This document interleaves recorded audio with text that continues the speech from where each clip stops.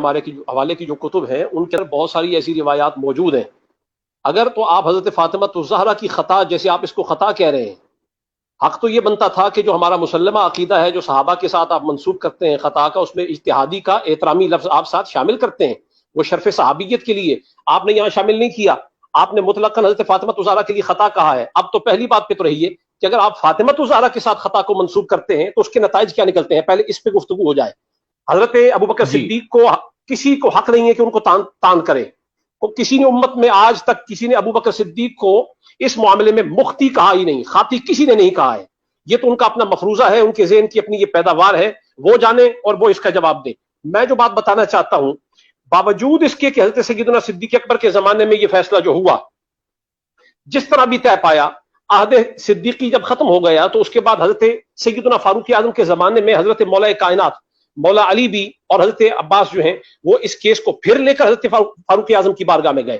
اور میں اس سے پیچھے آپ کو میں دوبارہ ایک بات اور یاد کروانا چاہتا ہوں. آپ نے خطا کا جو یہ فتویٰ صادر کیا ہے حضرت فاطمہ الزہرا پر، اس کی علت کیا تھی؟ آپ نے علت یہ بنائی کہ ان کے پاس چونکہ وہ جو حدیث حضرت ابوبکر صدیق کے پاس تھی، فاطمہ الزہرا کا جو موقف تھا وہ اس حدیث کے خلاف تھا. تو جب ان کا موقف الیاذ باللہ حدیث کے خلاف کیا کہ آپ نے اسے خطا کہا، تو جب حدیث آ گئی، اگر کچھ صحابہ نے حدیث کے آنے کے بعد پھر وہی موقف رکھا ہو تو اب آپ قول کیا کریں گے؟ اور پھر میں یہ کہوں گا کہ اگر حدیث نہیں آئی تھی تو اس وقت میں بھی اگر فاطمہ الزہرا کے علاوہ اور بھی اصحاب اور اہل بیت موجود ہوں جن کا موقف وہی فاطمہ الزہرا والا ہو، تو اکیلی فاطمہ الزہرا مختی کیوں؟ پھر آپ ازواج مطہرات کے اوپر خطا کا فتویٰ کیوں نہیں لگاتے؟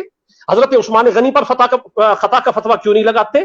اور پھر آپ اس کے ساتھ ساتھ حضرت مولا کائنات مولا علی گئے، حضرت ام ایمن تشریف لے گئیں گواہ بن کے. پھر اگلی بات میں یہ کہتا ہوں، اگر تو آپ نے ان کو مختی کہہ دیا تو معاملہ یہاں پر ختم نہیں ہوا. سیدنا فاطمہ الزہرا نے فرمایا حضور نے تو مجھے یہ لکھ کر دے دیا تھا. اس پہ وہ پھر تحریر بھی پیش کی گئی اور اس کے بعد گواہیاں طلب کی گئیں. جب گواہیاں طلب ہوئیں تو حضرت سیدنا صدیق اکبر جس کیس کو سن رہے تھے وہ خطا پر مبنی کیس تھا. خلیفہ راشد کیا خطا والے کیسوں کو سنا کرتے ہیں؟ جو گواہیاں قائم ہو رہی تھیں وہ خطا پر قائم ہو رہی تھیں. حضرت سیدہ فاطمہ الزہرا نے مولا علی کی گواہی پیش کی، حضرت ام ایمن کی گواہی پیش کی، ایک مرد ایک عورت کی گواہی پیش ہوئی. شرعی ضرورت یہ تھی کہ دو گواہیاں پوری ہوتی، دو مردوں کی، ایک مرد یا دو عورتیں ہوتی. میں کہتا ہوں بفرض آپ فرض کر لیں اگر حضرت فاطمہ الزہرا ایک حضرت علی اور دو خواتین پیش کر دیتی، اور اگر ایک حضرت علی المرتضیٰ کے ساتھ ایک مرد اور پیش کر دیتی، مجھے یہ بتائیں اب فیصلہ حضرت صدیق اکبر کا کیا ہوتا؟ حضرت فاطمہ الزہرا خطا کار نکلتی یا جس طرح آپ نے کہا خطا پر نکلتی؟ ہرگز نہیں. معلوم یہ ہوا کہ یہ جو معاملہ کورٹ میں چل رہا تھا حضرت صدیق اکبر کی، وہ جو آپ نے سمجھا ہے صحابہ کرام نے اس کو یہ نہیں سمجھا ہے. دوسری بات یہ ہے کہ اگر یہ معاملہ موقف فاطمی والا اگر یہ خطا تھا تو پھر بعد میں کیا کچھ ہوا ہے آپ دیکھیے. یہ حدیث شریف موجود ہے سنن الکبریٰ بہقی کے اندر ہے، کتاب الام امام شافعی کی اس کے اندر موجود ہے، کتاب الازکیہ کے اندر موجود ہے. یہ حوالہ میں پیش کرنے کے لیے تیار ہوں، اس کے صفحہ نمبر بھی جلد نمبر بھی. اخبرنا جعفر بن محمد عن ابیہ ان حسنا وحسینا وابن عباس وعبد اللہ بن جعفر سألوا علیا. ان تمام صحابہ نے، امام حسن بھی ہے، امام حسین بھی ہیں، ابن عباس بھی ہیں، عبداللہ بن جعفر بھی ہیں، اور یہ عہد حضرت مولا کائنات کی بات ہو رہی ہے. سألوا علیا، ان سب نے سوال کیا مولا کائنات مولا علی سے، نصیبہم، اپنے حق کے بارے میں کہ ہمارا جو حق بنتا ہے اسی جائیداد میں کہ جس میں موقف فاطمی کو انہوں نے خطا کہا ہے. اب حضرت امام حسن، امام حسین، ابن عباس اور عبداللہ بن جعفر سوال کر رہے ہیں تو مولا علی کا جواب آیا فقال ہوا لکم حق. مولا علی فرما رہے ہیں اس میں وہ تمہارا حق ہے، ولکنی محارب معاویہ، میں اس وقت معاویہ کے ساتھ جنگ کی حالت میں ہوں. فإن شئتم ترکتم حقکم فیہ، اگر تم چاہو تو اس ضرورت کے وقت کے اندر جو ہے عارضی طور پہ اپنے حق کو موقوف رکھو اور اس سے دستبردار ہو جاؤ تا وقت کہ میں پلٹ کے واپس مدینے جاؤں اور پھر اس پہ فیصلہ کروں. مجھے یہ بتائیں اگر فاطمہ الزہرا مطلقاً خطا کار ہیں، یہاں خطا کار کون کون ہو رہا ہے؟ پھر حضرت عثمان غنی کے زمانے میں حضرت عثمان غنی کے جو داماد مروان ہے، مروان بن حکم جو داماد عثمان غنی ہیں، اگر یہی فیصلہ جو حضرت صدیق اکبر نے کیا ہے فیصلہ پلٹ گیا، بدل گیا اور مروان کو اس میں سے حصہ مل گیا، آپ مجھے یہ بتانا پسند کریں گے کہ خطا کار کون کون ہے؟ مسئلہ ہی یہی تھا کہ حدیث آنے سے پہلے اگر فاطمہ الزہرا خطا کار ہیں، حدیث آنے کے بعد کون کون خطا کار ہے، اس کی خطا کی نوعیت کیا ہے، یہ طے کرنا ان کے ذمہ پر ہے. اس کے بعد یزید بھی اس میں شریک ہوا اور حضرت معاویہ کے زمانہ میں ہوا. اب ان کے ذمے پر بنتا ہے پھر خطا کار کون کون ہے اور ان کی خطا کی نوعیت کیا ہے. یہ اتنا سنجیدہ اور حساس مسئلہ ہے. آپ نے کیا سمجھا کہ فاطمہ الزہرا کو یوں ہی خطا کار آپ ثابت کریں؟ ضرورت کیا تھی؟ تو آپ کو مسئلہ کیا ہوا ہے؟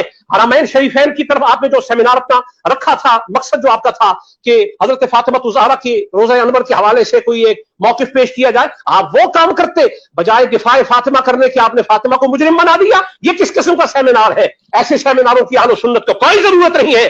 سیمینار کریں تو وہ کریں جس میں فاطمہ الزہرا سلام اللہ علیہا کی عظمتیں بیان ہو، ان کے کردار کا حسن بیان ہو۔ آپ نے ان کو سارے جہان کے اندر مجرم بنا کر پیش کر دیا۔ یہ پوری امت میں پہلے آدمی ہیں آپ جن کے ذمے پر یہ داغ لگا رہے گا۔ جہاں تک میں نے سنا ہے، میں نے یہ سنا ہے کہ جب حضرت عثمان غنی کا زمانہ آیا تو اسی آواز آ رہی ہے؟ ہاں، تو اسی میں سے کچھ مال جی مروان کو دیا۔ تو جی کیا حضرت عثمان غنی کا مروان کو مال دینا جی حضرت جلالی صاحب قبلہ کے مطابق تو معصیت ہوگی؟ بالکل، انہوں نے تو فتویٰ صادر کر دیا کہ حدیث کے خلاف ہوگا، اور یہ انہوں نے کہا شرعاً ناجائز امر ہے۔ تو شرعاً ناجائز امر ہے تو پھر اگر یہی حضرت عثمان غنی کے زمانے میں یہی ارتکاب ہو رہا ہے، اور اس پہ روایات میں پیش کر دیتا ہوں، یہ السنن الکبریٰ کے اندر یہ روایت موجود ہے۔ ہاں، جلد 6 کے اندر السنن الکبریٰ کے اندر یہ روایت ہے کہ اقطع مروان فدقن فی ایام عثمان، یہ تو مروان کی طرف ہو گیا۔